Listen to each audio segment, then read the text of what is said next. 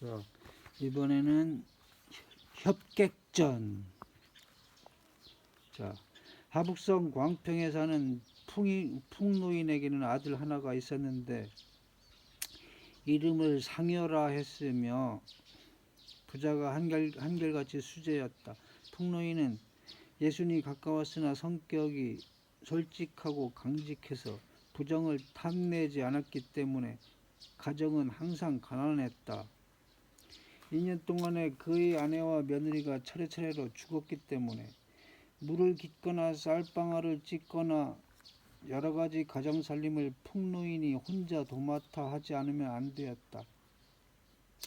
어느 날 밤 상여가 달빛 아래 혼자 앉아 있으려니까 동쪽 담장 위에서 이곳을 엿보는 여자가 있었다. 꽤 미인이었다. 가까이 가자 웃음 짓고 있었으므로 손짓으로 불러보았다. 그러나 이곳으로 오려는 것도 아니고 그렇다고 달아나지도 않았다. 들어오라고 했더니 사닥다리를 놓고 담장을 넘어왔다. 그리고 상여의 방으로 들어왔다.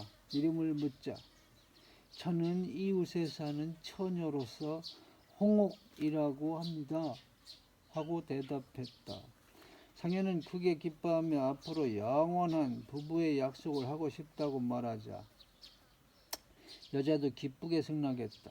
그리고 그날 밤부터 끊을 수 없는 사이가 되었다. 이리하여 밤마다 오고 가는 정이 어느덧 반년이나 계속되었다. 어느 날 밤 풍노인이 잠에서 깨어나니 아들이 방에서 웃고 속삭이는 소리가 들려오므로 슬쩍 엿보았더니 젊은 여자가 있는 것이 아닌가. 노하여 아들 상여를 불러서 질책했다. 무슨 짐승 같은 행동을 하는 것이냐. 살림살이가 이처럼 곤궁한데 학문에는 힘쓰지 않고 부질없는 향락에만 취한단 말이냐. 세상 사람들이 알면 창피한 꼴은 무엇이며 설사 사람들이 알지 못한다 해도 너의 수명을 단축시킬 뿐이지 않느냐. 상여는 꿇어앉아 자신의 잘못을 사죄하고 울면서 후회했다. 풍노인은 또 여자에게도 꾸중하는 것을 잊지 않았다. 여자의 몸으로 행동이 단정치 못하면 자기 자신을 망칠 뿐만 아니라 타인까지도 허물을 뒤집어 쓰게 마련이다. 만약 세상이 알게 되면 우리 집 수치만으로는 그치지 않을 것을 알아야지. 풍노인은 이렇게 책망한 후 화가 나서 방을 나가버렸다. 그녀는 눈물을 흘리며 말했다. 아버님한테 꾸중을 듣고 참으로 부끄럽기 한이 없습니다. 우리들의 인연도 이것으로 끝났습니다. 아버지가 계시는 이상 내 마음대로만 할 수가 없구려. 당신에게 만약 애정이 남아있다면 얼마 동안 참아주기를 바랄 뿐이요. 여자는 그래도 깨끗이 헤어지자고 하므로 상여는 눈물까지 흘리며 간청했다. 그녀는 도리어 상여를 만류하여 말했다. 우리들은 중매인도 없이 또 부모님의 권고도 없이 제멋대로 좋아했던 것이니 검은 머리 백발되도록 해로할 수는 없잖아요. 제가 아는 훌륭한 여자가 있으니 그 사람을 맞이하는 것이 도리어 좋을 듯합니다. 상여는 가난해서 결혼 비용이 없음을 한탄했다. 내일 저녁까지 기다려 주세요. 제가 어떻게든 마련해 볼 테니까요. 다음 날 밤 그녀는 과연 다시 찾아와서 은 40냥을 꺼내어 상여에게 주며 여기서 10리가량 가면 오촌이라는 마을이 있는데 그 동리 위씨 집에 금년 18살 되는 딸이 있습니다만 약혼 예금을 많이 요구해서 아직 데려간 사람이 없습니다. 당신이 많은 약혼 예금을 보낸다고 하면 틀림없이 허락해 줄 것입니다. 하고 말하더니 작별 인사를 마치고 돌아가 버렸다. 상여는 기회를 엿보아 아버지에게 사실을 말씀드리고 위씨 집을 찾아가 보겠다고 말했다. 풍노인은 결혼 비용이 없는 것을 생각하여 좀 더 기다려 보라고 대답했다. 상현은 여러 가지로 아버지를 설득시킨 다음 하여간 시험삼아 부딪혀 보겠다고 말하므로 아버지도 마침내 승낙했다.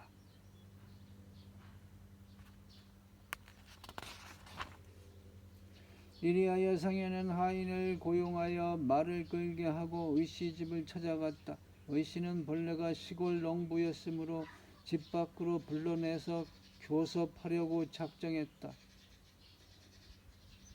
의씨는 상여가 문벌이 뚜렷한 집안이며 또 풍채가 훌륭했기 때문에 마음속으로는 딸을 주고 싶은 생각이 간절했으나 약혼 예금을 두둑이 낼까 어떨까를 염려하는 눈치였다.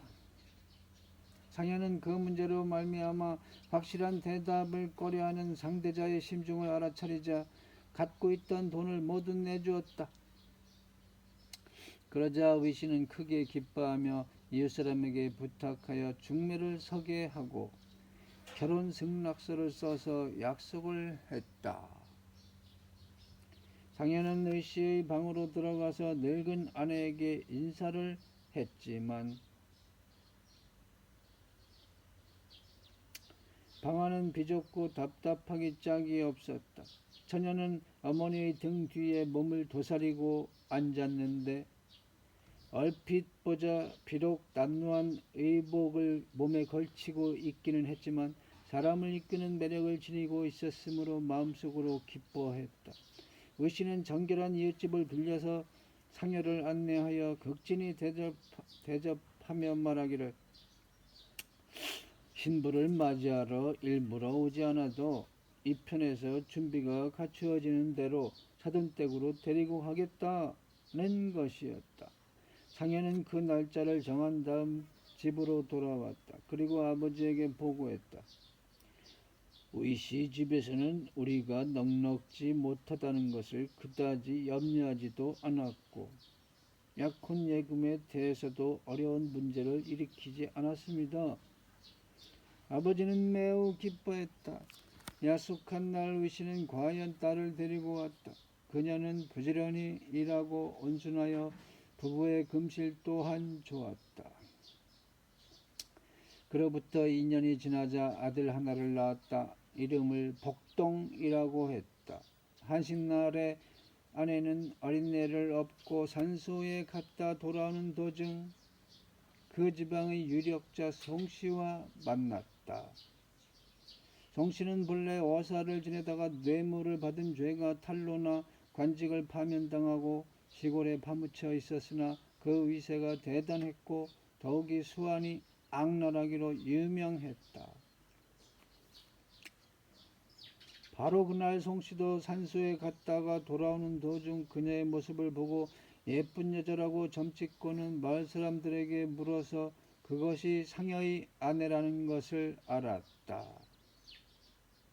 그리고 혼자 생각하기를 풍씨는 가난한 선비의 집안이므로 돈만 많이 주고 이야기를 진행시키면 어떻게든 끝장이 나리라는 희망을 걸었다. 상여는 그 이야기를 듣자 벼랑간 욱 하고 화가 치밀었다. 그러나 상대가 악랄한 놈이라는 것을 생각하고 얼굴빛을 부드럽게 하고 말았다. 아버지는 노발대발하여 즉시 달려나갔다. 이윽고 길에서 송씨집 하인을 붙잡고 험악한 욕설을 퍼부었다. 하인놈은 슬금슬금 달아났지만 송씨에게 이 사실을 고해 바쳤으므로 송씨도 화가 나서 결국은 몇 명의 장정을 풍노인의 집으로 보내어 풍씨 부자를 마구 구타하는 대소동이 일어났다. 상여의 아내는 어린애를 침대 위에 버려둔 채 머리털을 산산히 흐트러뜨리고 사람 살리라고 악을 썼으나 여러 장정이 우격다짐으로 그녀를 떠매고 환성을 울리며 달아나 버렸다.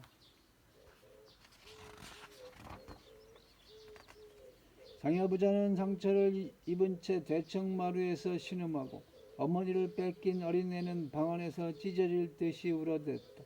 이웃사람들이 차마 그대로 두고 볼 수 없어서 풍씨 부자를 침대로 옮겨다 눕혀주었다. 며칠이 지나자 상현은 지팡이에 의지하여 겨우 일어나게 되었으나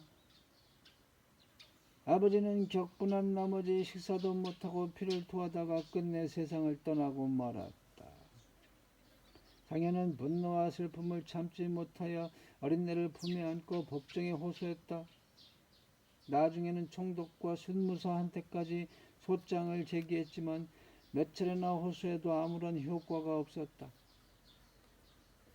아내가 어디까지나 송씨의 요구를 거절하다가 끝내는 죽었다는 소식을 듣자 상현은 더욱 서러워했다. 아내가 죽었디야. 분노는 가슴을 에이는 듯했고 아무리 생각해봐도 원한을 풀 길이 없었다. 어떤 때는 길가에 잠복했다가 송씨를 암살해 버리려고도 생각했으나 항상 종자들을 많이 거느리고 있는 데다 뒤에 남아있을 어린애를 생각할 때 결심을 단행하기가 어려웠다. 이리하여 날마다 슬픈 생각에 눈물이 마를 새가 없었다. 뜻하지 않은 어느 날 장사 같은 체격의 사나이가 상여의 집에 문상하러 찾아왔다. 넙직한 턱에는 긴 수염이 꼬여 있었다. 지금까지 아무런 교제도 없었던 처음 보는 사나이였다. 상현은 방 안으로 청하여 자리를 권한 다음 어디서 온 누구시냐고 물으려 하자 손님은 벼랑간 그대는 아버지가 죽임당한 원수, 아내를 빼앗긴 원한이 있을 텐데 이미 복수를 잊어버린 것인가? 하고 말하는 것이었다. 상현은 송이 파견한 밀정이 자기 속을 떠보려고 그러는 것이 아닌가 의심하여 얼마 동안 적당히 어물어물 넘겨버렸다. 그러자 손님은 화를 벌컥 내었다. 눈을 부릅뜨고 흘겨보며 갑자기 자리를 일어서서 밖으로 나가려 하며 말했다. 나는 그대를 진실한 인간이라고 생각했더니만 이제 보니 한낱 하리배 만도 못하다는 것을 알았네. 상현은 그가 보통 사람이 아니라는 것을 깨닫고 무릎을 꿇어 간청하며 말했다. 사실 저는 송가 일가족들이 저를 올가 넣으려고 일부러 보낸 사람인 줄로 생각했습니다. 솔직히 털어놓고 이야기하면 제가 복수를 위해서 노심초사하고 있는 것은 그 당시부터입니다만 오직 이 어린 것이 불쌍합니다. 이놈마저 죽으면 저희 집 대가 끊어질 것이 염려됩니다. 당신은 의협지사라는 것을 알았습니다. 저희 아들을 맡아서 길러주실 수는 없겠습니까? 손님이 대답했다. 그런 일은 여자들이나 할 일이지 나로서는 할 수 없소. 그대가 나에게 부탁하고 싶은 일을 하면 어떤가? 그대가 하고 싶은 일은 내가 대신 책임질 테니까. 상현은 그 말을 듣자 이마를 땅에 조아리며 감사에 맞지 않았다. 손님은 상여를 돌아보지도 않고 밖으로 나가버렸다. 상여가 뒤따라가서 이름을 물으니 일이 성공되지 못하는 한이 있어도 원망하지 말게. 또 성공되었다 해서 고맙게 생각할 것도 없고 하고 말하며 사라졌다. 상현은 후환이 닥쳐올 것을 염려하여 즉시 어린애를 품에 안고 행방을 감추어 버렸다. 바로 그날 밤 어사송신의 집에는 둘러싸인 담장을 넘어 침입해 들어간 괴한이 있었고 어사 삼부자가 죽임을 당하고 또 한 명의 식모, 한 명의 며느리도 덤으로 칼을 맞고 죽임을 당하였다. 송씨 집안에서는 이 사실을 적어 법정에 호소하자 관리들은 몹시 당황했다. 이럴 쯤 송가와 친히 지내던 사람이 있어서 풍상여에 관한 일을 고발했다. 즉시 포조를 상현의 집으로 출동시켰으나 상현은 이미 행방을 감춘 뒤였다. 그러므로 법정에서는 더욱 상여의 범행이라고 단정하게 되었다. 송갓집 고용인들과 법정의 포졸들이 합세가 되어 두루 수색한 끝에 그날 밤 남산 밑까지 오자 어린애 우는 소리가 들려왔다. 울음소리를 따라 찾아가 보았더니 역시 상여가 그곳에 잠복하고 있는 것이 아닌가. 보승줄로 포박하여 관청으로 가기를 재촉하자 어린 것이 죽을 듯이 울어대므로 포졸들은 어린애를 상여의 품에서 빼앗아 땅 위에 던져버리고 상여만을 압송해 갔다. 상여는 무고한 죄명에 격분하여 가슴이 터질 것만 같았다. 이윽고 재판관이 앞으로 이끌려 나갔다. 어째서 사람을 죽였는가? 전혀 알지 못하는 사실입니다. 송가놈은 밤중에 죽음을 당하였지만 저는 대낮에 집을 나왔습니다. 더욱이 어린애를 안고 있으면서 어떻게 남의 집에 숨어 들어가서 살인을 할 수가 있겠습니까? 재판관은 준엄하게 추궁했다. 사람을 죽이지도 않았는데 왜 산속으로 도망쳐 들어갔단 말인가? 상여는 대답에 궁하여 할 말을 잃고 말았다. 할 수 없이 감옥에 이끌려 들어가게 되었다. 그는 울면서 말했다. 제가 죽는 것은 두렵지 않지만 어린 것이 무슨 죄가 있겠습니까? 재판관은 거듭 말했다. 너는 사람의 아들, 딸을 많이 죽였지 않았느냐? 너희 자식이 죽임을 당한다고 해서 어찌 원망할 수가 있겠는가? 상여는 수재의 합격증을 박탈당한 후 여러 차례나 고문을 받았지만 아무리 해도 자백하지 않았다. 재판관이 어느 날 밤 자고 있는데 무엇인가 날카로운 것이 침대에 부딪는 소리에 눈을 떴다.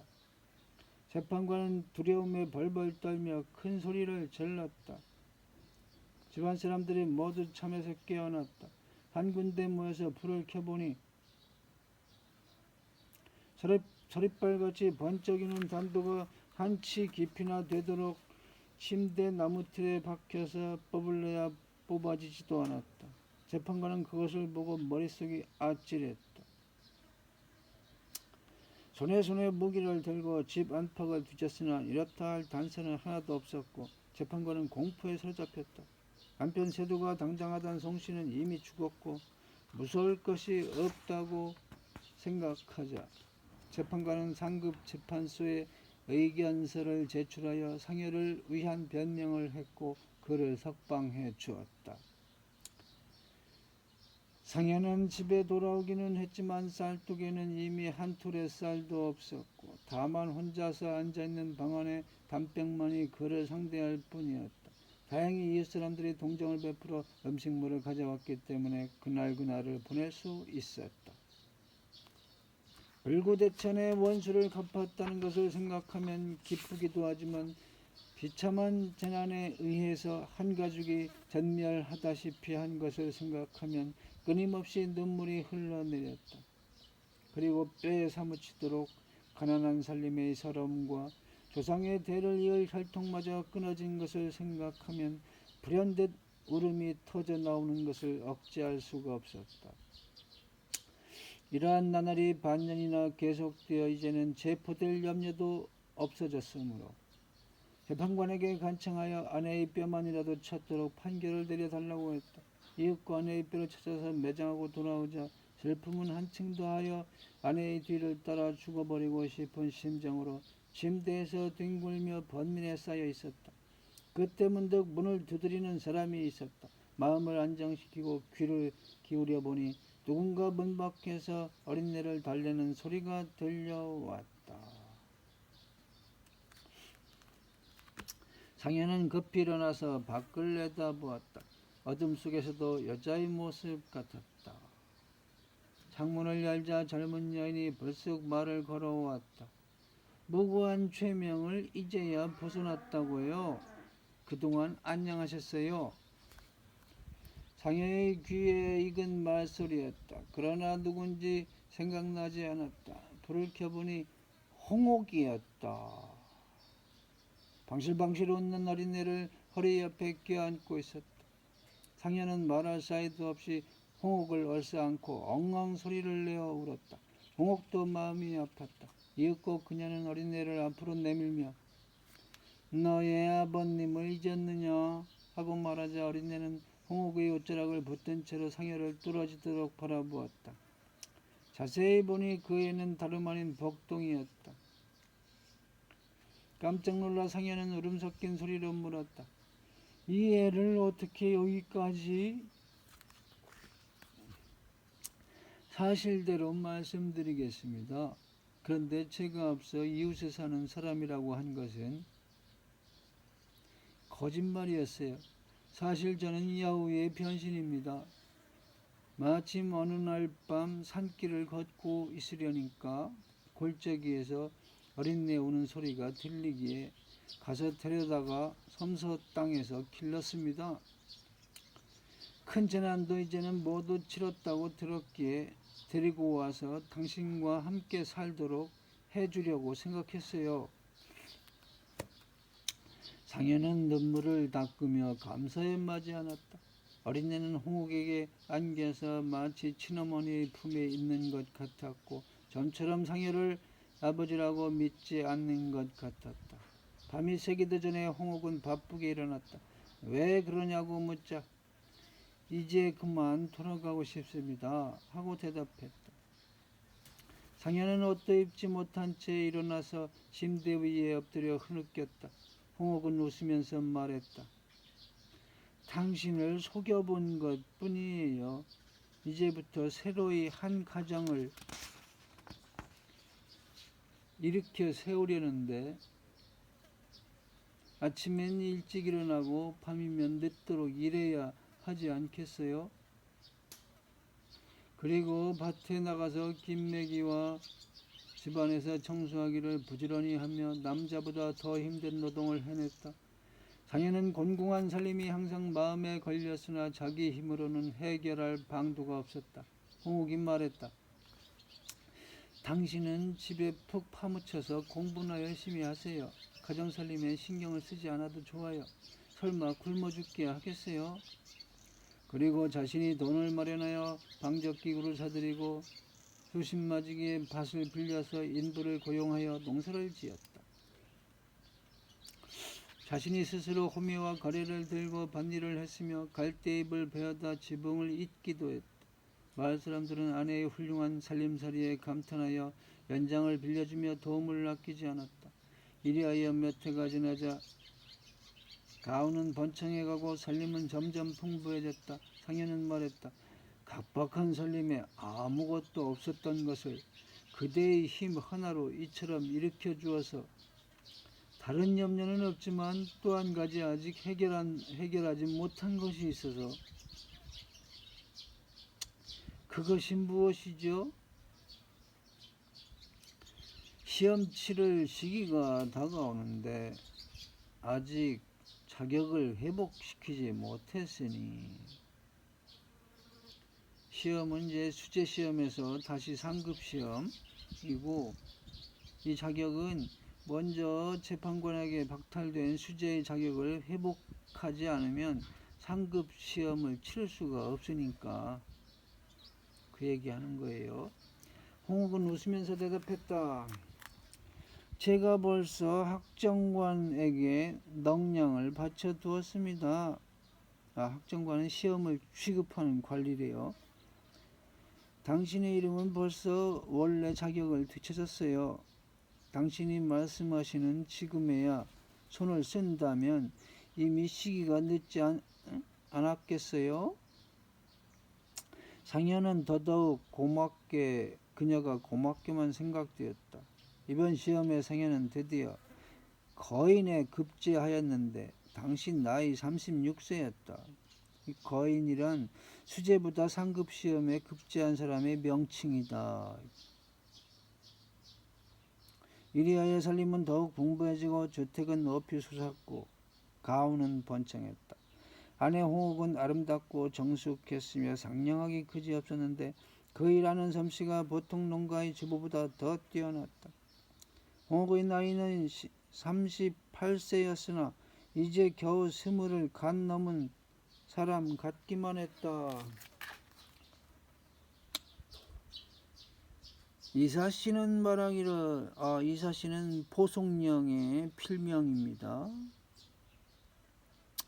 그 아들은 어질고 그 아버지는 덕이 있었다. 그렇기에 의협의 보답을 받은 것이다. 사람이 의협심이 풍부했을 뿐만 아니라 여우 또한 의협심이 강했고 그 해후도 기이하였다. 재판관의 우둔한 머리는 참으로 머리카락이 거꾸로 설 지경이다. 단도는 날카로운 소리를 내며 침대의 나무 가름대에 박혔다. 제발 5치만이라도 침대 위로 더 올라갔더라면 좋았을 것을. 만약에 소자미가 이 글을 읽었더라면 정령코 큰 잔을 들어 죽배를 마시며 애석하다 애석하다 썩은 재판관을 찔렀어도 바로 맞지 않은 것이 하고 말했을 것이다. 소자미? 소자미가 누구냐? 소자미는 장량전을 읽다가 장량이 자객과 더불어 진나라의 그 시황제를 저격했지만 겨냥이 빗나가 진시황은 맞지 않고 뒤따르던 호위차가 맞는 장면에 이르자 무릎을 탁 치면서 애석하고 애석할진저 하며 큰 잔을 들어 축배를 마셨다는 옛 이야기 속의 인물이다. 이렇게 나왔네요. 자, 여기까지입니다.